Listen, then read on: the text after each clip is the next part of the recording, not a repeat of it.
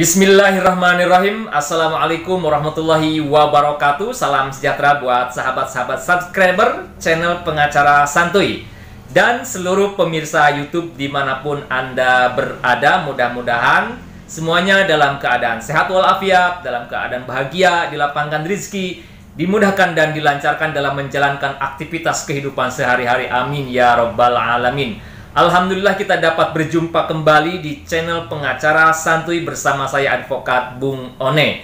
Insya Allah saya akan kembali melayani sahabat-sahabat subscriber yang berkonsultasi permasalahan hukum ataupun juga masalah-masalah terkait dengan hukum yang sedang dialami oleh sahabat-sahabat subscriber atau pemirsa YouTube. Di edisi kali ini konsultasi yang masuk berkaitan dengan KPR, ya, kredit pemilikan rumah bersubsidi, di mana pertanyaannya ini cukup banyak. Pertama, apakah boleh rumah subsidi itu disewakan? Apakah boleh rumah subsidi itu dikontrakin? Nah, boleh apa kagak? Nah, itu. Kemudian juga, apakah boleh rumah subsidi kita renovasi? Apakah boleh rumah subsidi kita jadikan warung, kita jadikan toko atau tempat usaha? Kemudian larangan-larangan apa saja sih yang tidak boleh kita lakukan sebagai pemilik rumah KPR bersubsidi? Nah, itu tentu banyak sekali pertanyaan-pertanyaan itu yang mungkin masyarakat ataupun juga pemilik rumah bersubsidi belum mendapatkan tambahan wawasan ataupun juga pengetahuan mengenai ketentuan-ketentuan hukum yang berkenaan dengan rumah bersubsidi. Oleh karena itu simak jawabannya di video ini sampai dengan selesai. Namun seperti biasa sebelum dilanjutkan, saya mengajak dan juga meminta pada sahabat-sahabat pemirsa YouTube khususnya yang baru berkunjung agar mendukung channel Pengacara Santuy agar bisa istiqomah memberikan tambahan wawasan, tambahan edukasi permasalahan hukum ataupun juga konten-konten yang lainnya yang mudah-mudahan ada nilai manfaat dan juga inspirasinya buat pemirsa YouTube semuanya. Oleh karena itu silahkan like video ini, kemudian juga subscribe channel Pengacara Santuy bagi yang belum subscribe, dan jangan lupa aktifkan tombol lonceng notifikasinya. Subscribe channel Pengacara Santuy, santai tapi profesional.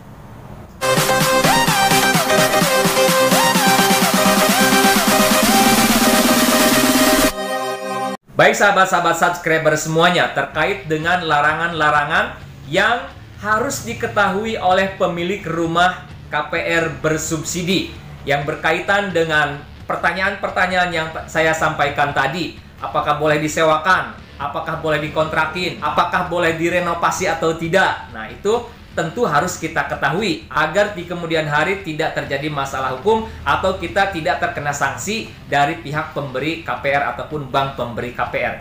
Yang pertama, terkait dengan sewa menyewakan, ya, menyewakan terus juga mengkontrakan ataupun menjual, ya, itu termasuk ke dalam kategori mengalihkan kepemilikan KPR atau rumah bersubsidi. Pada dasarnya berkaitan atau berdasarkan aturan hukum yang berlaku yang ditentukan dalam hal ini di dalam peraturan Menteri Perumahan Rakyat atau Menteri Pekerjaan Umum dan Perumahan Rakyat, di mana kita apabila kita sebagai pemilik rumah KPR bersubsidi itu sebetulnya kita dibolehkan untuk menyewakan, dibolehkan untuk mengkontrakan ataupun juga menjual, ya, rumah subsidi kita itu kepada pihak lain dengan syarat. Nah, ini dengan syarat. Apa syaratnya? Syaratnya rumah tersebut harus sudah dihuni selama 5 tahun. Jadi kalau kita pemilik rumah KPR bersubsidi ingin menyewakan, mau dikontrakin nih rumah nih, kemudian mau dijual misalkan dioper kredit, itu boleh asalkan kita sudah menghuni rumah subsidi tersebut selama 5 tahun. Nah, kalau sudah 6 tahun atau tahun ke-6 dan seterusnya, kita diperbolehkan untuk menjual, oper kredit, untuk menyewakan atau mengkontrakan kepada pihak lain. Namun apabila belum dihuni selama 5 tahun atau kita menghuni rumah tersebut belum sampai 5 tahun, sebaiknya jangan dulu dikontrakin, jangan dulu disewakan, apalagi dijual atau oper kredit. Jadi kalau sahabat-sahabat memiliki rumah subsidi dan rumah tersebut belum sahabat tempatin selama 5 tahun minimal, maka jangan dulu deh. Jangan dulu disewakan atau dikontrakin ataupun juga dijual. Karena bisa saja pihak bank pemberi KPR itu nanti melakukan controlling, melakukan pengawasan, turun langsung ya ke BTN-BTN atau ke rumah-rumah bersubsidi. Nah, khawatirnya itu ada pengecekan dan ternyata rumah tersebut kita sewakan atau bahkan kita jual di bawah tangan ya per kreditnya. Itu dapat bermasalah, kita dapat kena sanksi. Nah, kemudian boleh nggak sih kita merenovasi rumah subsidi? Nah, ini juga harus diketahui.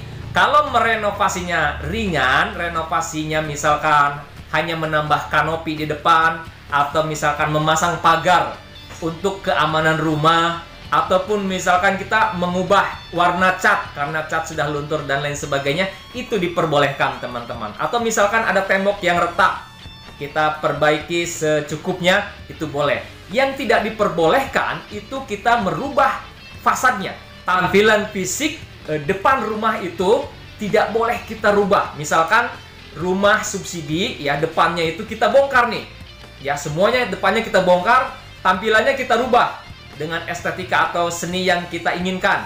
Misalkan yang tadinya kacanya di tengah, kita rubah, pindahkan ke pojok, ataupun dihilangkan sama sekali, itu kita tidak diperbolehkan ya sahabat-sahabat. Kemudian menambah bangunan ke atas, lantai 2 ataupun seterusnya, itu tidak diperbolehkan kalau usia huninya belum sampai 5 tahun. Itu juga sama aturannya.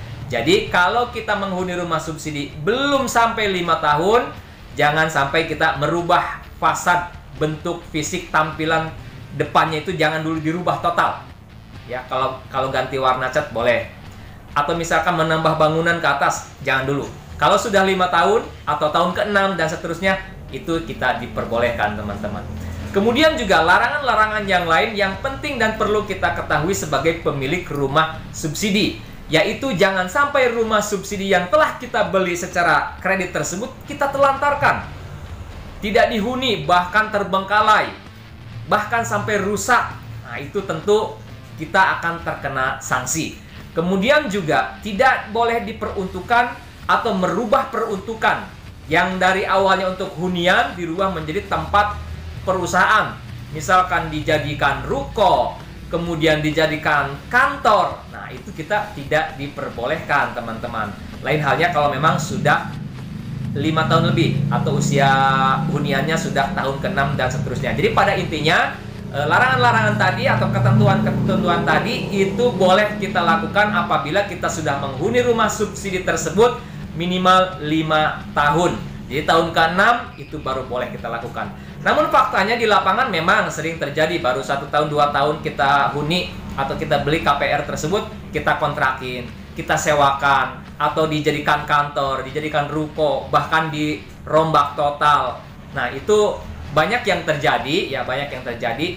Tapi memang semua berpulang kepada pihak pemberi KPR, bank pemberi KPR. Kalau misalkan bank pemberi KPR-nya tidak melakukan sidak, tidak melakukan kontrol, pengawasan selama 5 tahun itu, ya 5 tahun pertama, ya bisa saja itu kita terhindar dari sanksi. Tapi biasanya pihak bank pemberi KPR itu akan melakukan sidak, controlling, pengawasan ya kepada rumah-rumah subsidi tersebut. Kalau ditemukan pelanggaran, maka si pemilik rumah dapat terkena sanksi.